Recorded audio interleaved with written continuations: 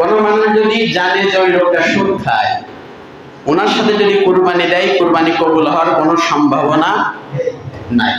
এটা তো বাস্তব কথা। তার কারণ বেনামাজি একরকম, জিনাকার একরকম, যত অন্যায় করুক একরকম হতে পারে।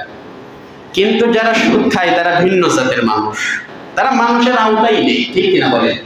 তার কারণ আল্লাহ পাক রব্বুল আলামিন বলছেন যে লোকটা সুদ খায়, সুদের 70টা গুনাহ আছে। কয়টা?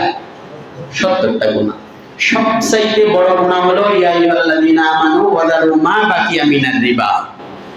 আল্লাহ পাক বলছেন ইয়া আইয়ুহাল্লাযীনা আমানু, হে ঈমানদারগণ, ওয়া যারু মা বাকিয়া মিনার রিবা, তোমাদের কাছে সুদের যা আছে সবকিছু ছেড়ে দাও, ইন কুনতুম মুমিনিন, যদি তোমরা মুমিন হও। আর যদি মুমিন না হও তাহলে ফাইল্লাম তাফআলু ফাআযানু বিহারবিন মিনাল্লাহি ওয়া রাসূলিহি, তোমরা আল্লাহ আর আল্লাহর রাসূলের সাথে যুদ্ধ করার জন্য রেডি হয়ে যাও। নাউযুবিল্লাহ। কি কথা বলেন তো? আল্লাহ পাক বলছে সূরা বাকারায় যে আল্লাহ আর আল্লাহর রাসূলের সাথে আপনি ডানে দৌড়াতে পারবেন? আমেরিকার যে বোম, কি কথা বলেন দিন। আমি মাঝে মাঝে চিন্তা করি মানুষ এগুলো বোঝে না কিসের জন্য।